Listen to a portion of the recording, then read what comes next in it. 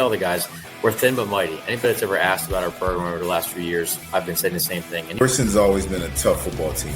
One thing about us is we're going to play tough. We love to hit.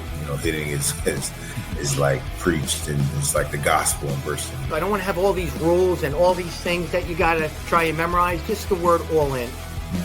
All in. Football is one of the greatest sports in the world. It was certainly emotional, no doubt about it. It always is between us and Ocean City.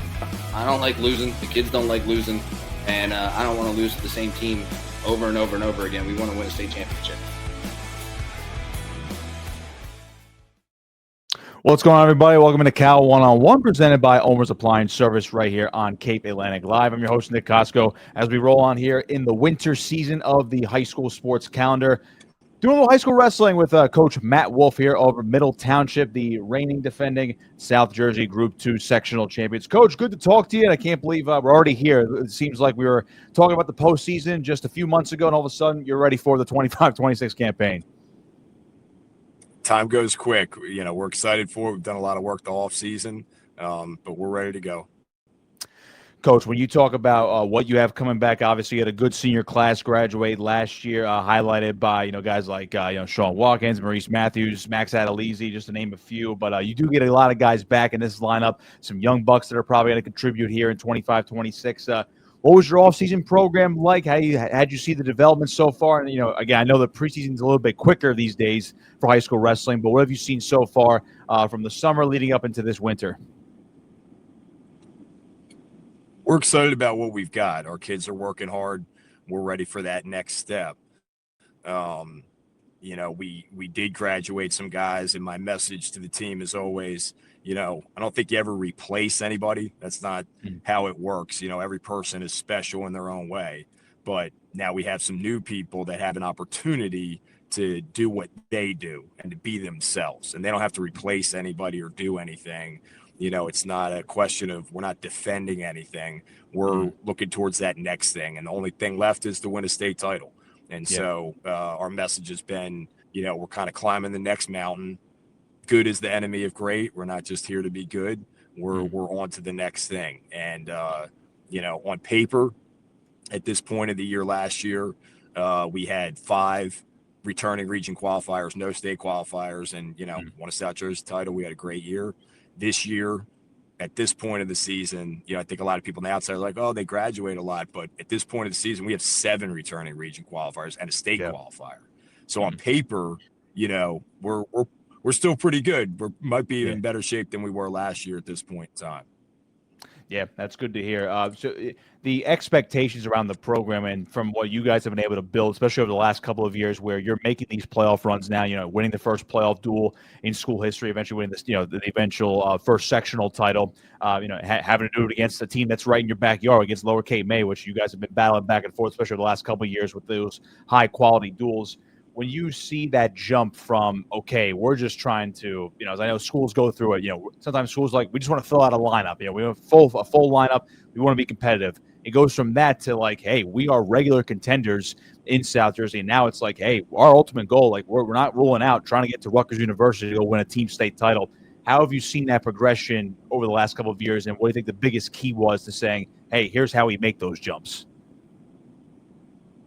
Yeah, that's a great question. And I think from the outside looking in, like all of a sudden, they're like, oh, Middle Township's been okay. But now all of a sudden, wow, they're pretty good. How did that happen? Well, I'm starting my 18th year. And I think just like anything else in life, it's a lot of hard work from myself, the coaches, and the kids and the community. And it's not something that happened in a year or two. It's been it's not an overnight success. It was 18 years in the making. You're just kind of seeing some of the results of that now, but it's been a long process. And as far as the next set of goals is concerned, we're just continuing with that process, really. Where will that end up this year? I don't know. A lot comes down to, quite frankly, luck. Can you keep your kids healthy? Can they stay on the mat? There's a lot of things that go into it, but whether it be this year or next year, the year after, we're going to continue to be in that conversation and take steps forward.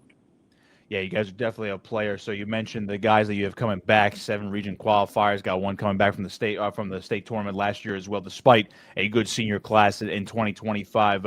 when you see that core group of guys, and you can feel free to shout out as many as you want as we look ahead to the season. Is there like a leadership quality for all those guys? Obviously some are seniors. There could be young guys that are really standing out to you right now. But is there a leadership quality from those guys where you're just like, oh yeah, I know these guys can take over in this room because of what they experienced over the last couple of years? Yeah, another great question. And team success always comes down to leadership, and leadership isn't always from the top, right? It's those younger guys that kind of step in and are able to buy in. So it's freshmen coming in and learning to do things the right way and being a part of, that bigger environment and culture that we've created over the years. And, they've done a great job of that. We have a lot of leaders. When you talk about individual guys that have won for us, Calvin Park's been with us for 4 years. The kid didn't wrestle before he got to high school. He's a state qualifier as a junior. Other guys, Tyler King's been a region alternate the last 2 years. He's a junior. We certainly expect him to take steps forward in the state tournament, and he's had a great offseason.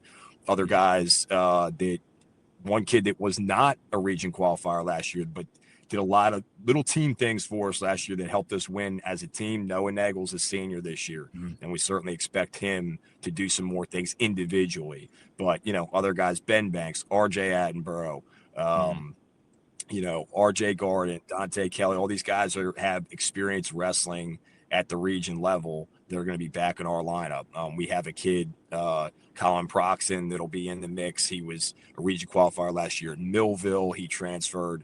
So we're going to be very good. We're going to be very tough. We've got some other kids that are going to step into that lineup that, may have been, kind of 500 last year. Jerry Booth, Connor Hagan, they're going to be juniors. They've done a lot of work this offseason.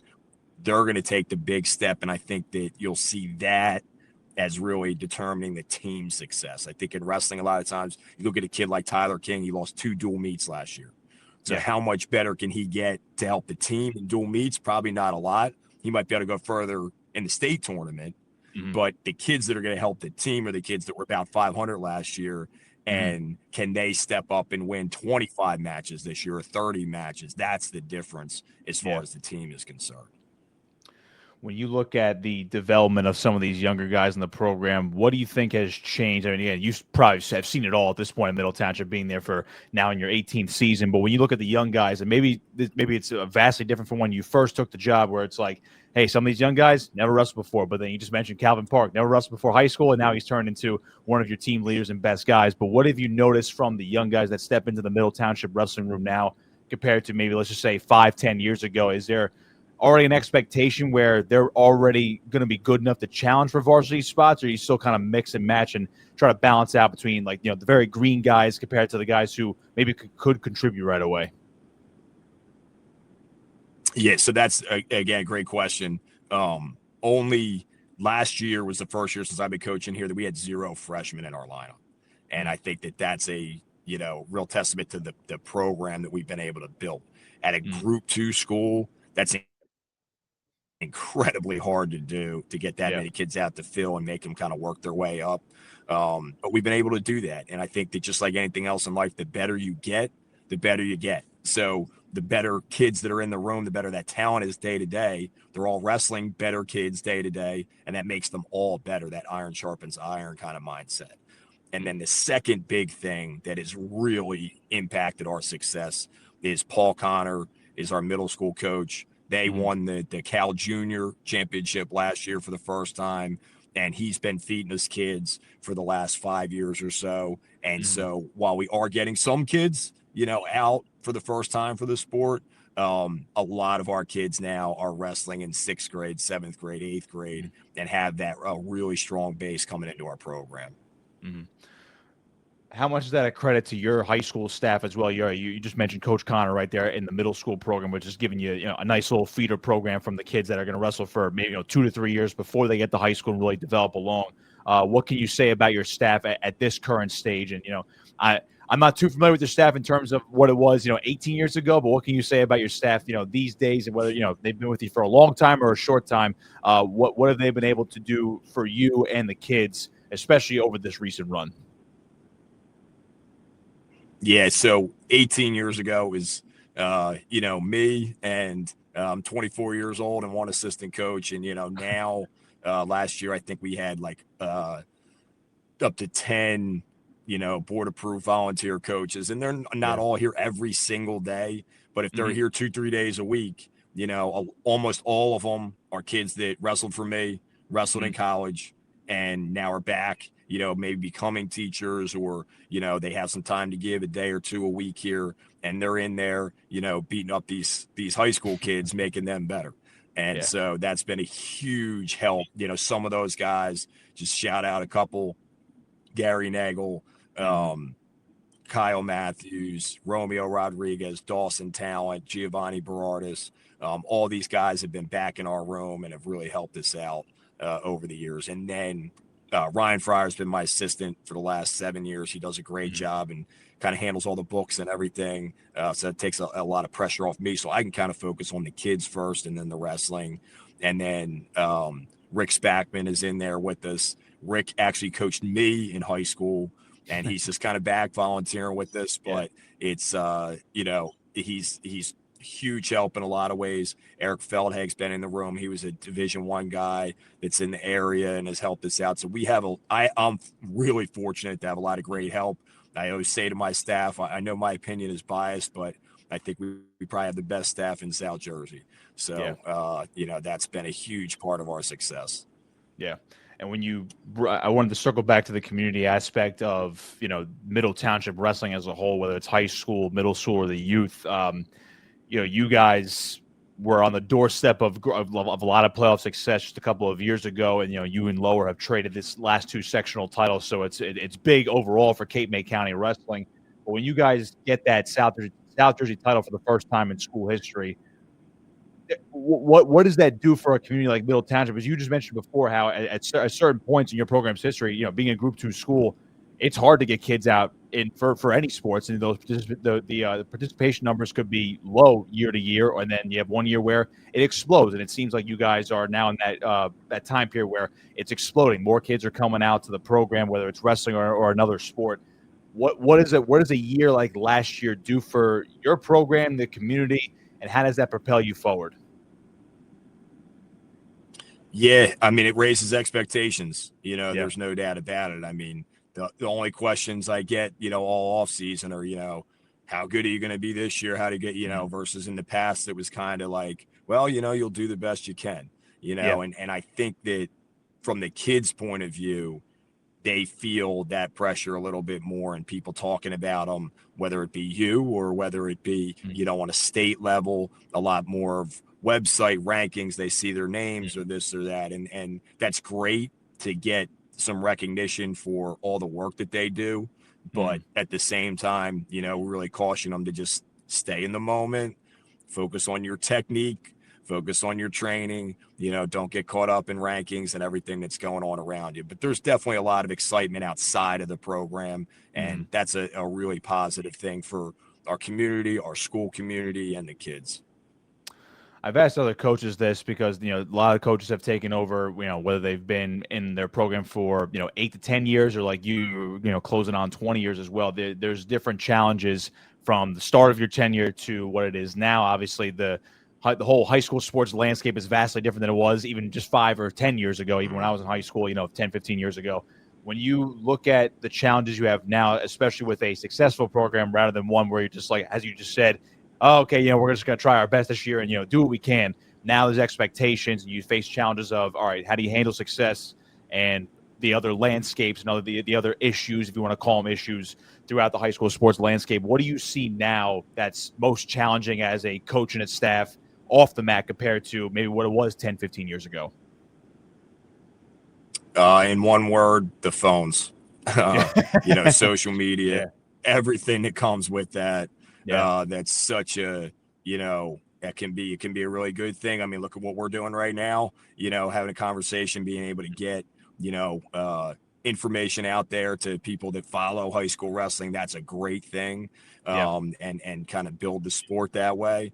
But at the same time, whether it be a wrestling team or kids I see in school each day, that social media can be a real temptation and detriment and, the phone. I mean, it really pulls them in, and there's a lot of bad information out there, and unfortunately they're exposed to it. And it's a really important skill for them to learn to kind of sort through what matters. And like I said a minute ago, just focus on what we're doing. Let's not worry about what anybody else is saying about us, or, good or bad. Let's just get in here and let's just focus on what we're doing, and emphasizing that message even more so than, 18 years ago, you had to wait for the paper to come out the next day to see who won the night before, this or that. Now you could be sitting there in the middle of a match and, people are following, you said, Lower K May's match last year when we're in the semifinals, saying if we're going to match up with them in the finals, we're wrestling West Deptford. It's instantaneous.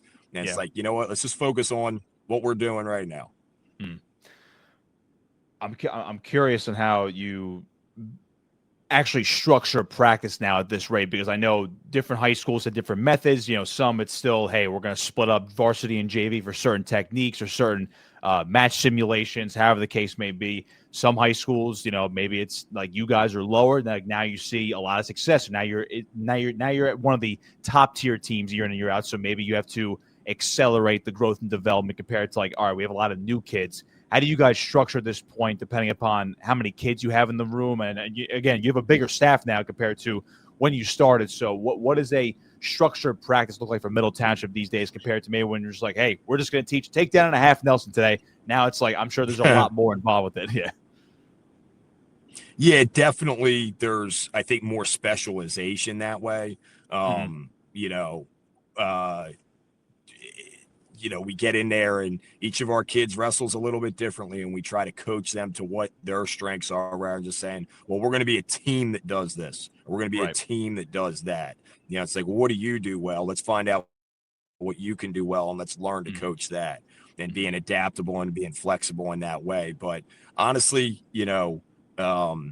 some of the maybe techniques and things like that have changed, but not too much has changed that way in my 18 years. I mean, I've always had good numbers, just a matter of experience walking in and things like that. But I coach them all. I mean, we coach them we don't cut anybody. We don't get rid of anybody. Anybody wants to come out for the team, they can come out for the team, and we coach them to the best of their ability. I do tell them, you're going to have to earn the coaching. Okay. Yep. If you want coaching, you're going to have to be here every day. You're going to have to work hard. You're going to have to do things like that. But, I've never thrown a kid off the team. We've never cut a kid. They want to come out and wrestle. We've got a place for them. And so we spend time with each and every one from on and off the mat. It's good to hear. So you guys are going to open up with the P. Adams tournament in Vineland on the 13th, and have a couple duels at Mainland on the 17th, and then home opener against Gammy on December 19th. I'm curious on how you guys have been able to manage now this shorter preseason. I mean, I was just talking to a couple different guys earlier today. I'm just like, when I remember wrestling preseason, it starts after Thanksgiving, and then we're practicing what seems like for a month before we actually step foot on the mat and compete. And, it's just a grind of 3+ weeks. Now it's like you guys are practicing for what, maybe 2 weeks, and you're thrown into the fire. How do you guys manage that these days, where the calendar is kind of shifted up to where, you have, it's almost like a more, I can't say the season is longer, but it looks like they want to move it up just so it's maybe a little bit spaced out as you get through the winter break, then eventually into, the strictly dual meet season in January. Yeah. So the season actually this year is a week longer because they bumped the state tournament back because of Boardwalk Hall. Right. Yep. Okay. So, you're right. And like I said a minute ago, if you want to be good, you got to be flexible. You got to be adaptable. It doesn't do any good to complain about it. This is what it is. Let's figure it out. But at the end of the day, the goal is the state tournament, right? So we just have to be ready for that. If we start a week earlier wrestling matches, I kind of say to my kids, like, all right, if we're not in shape and we lose a match because of it in December, nobody's going to care in February if you win the state title then, right? Yeah, nobody's going to remember that then. So we're going out there, we're getting better, we're working on our technique. And, it's a long season for anyone, but, for high school kids, it's a grind. And we try to keep that in mind. I try to give them time off. I'm giving them this weekend off completely because every other weekend we're going to be going every Saturday for the rest of the season. Like, we try to build in time off throughout the year. And once we get into mid-January, you know what? That's when we'll start turning it up a little bit. We'll make sure that everybody's peaking at the right time. Right now, let's just get out there, wrestle, and have some fun and see where we're at. Coach Wolf here with me on Cal 101, previewing Middle Township Wrestling here in 25-26. Coach, I'll leave you here with this one again. Appreciate your time today. Just the general message to the school, the team, the community about this year's Middle Township team. Everyone, I'm sure people could talk your ear off about last year's success as a team winning the South Region title. You saw Max win a region title in epic fashion over at the Region 8 tournament. When you, I guess, try to put that stuff into the rearview mirror, it's like, yeah, that was great. It's always going to be remembered, but it's on the wall. That's it now. It's on to this season. How do you get that message across to your staff, the team, and, of course, the school at large?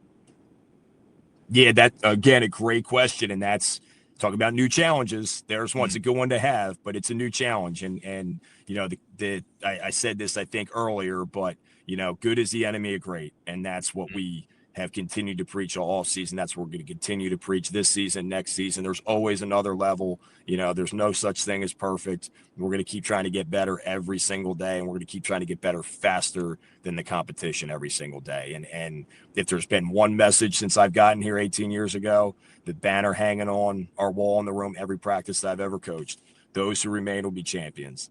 And that's our thing every single year. We got to remain here. We got to remain working hard, got to remain humble. And, it might not be on your timeline always. You got to stick it out. You got to work hard. But at the end of the day, you do the right things. You work hard at it. You're going to be a champ. We'd love to hear that. Those who remain will be champions, and the Panthers could very well be champions once again here in 25-26. Coach, appreciate the time. Good luck this season. Looking forward to watching you guys on the mat and competing hard this year. It's going to be quite the grind of a season, but another exciting one nonetheless. We're excited for it. Thanks for having me, Nick. Really appreciate the coverage for us and for everything you do for South Jersey Wrestling. Appreciate that as always. Cal 101 right here on Cape Atlantic Live, presented by Ulmer's Appliance Service.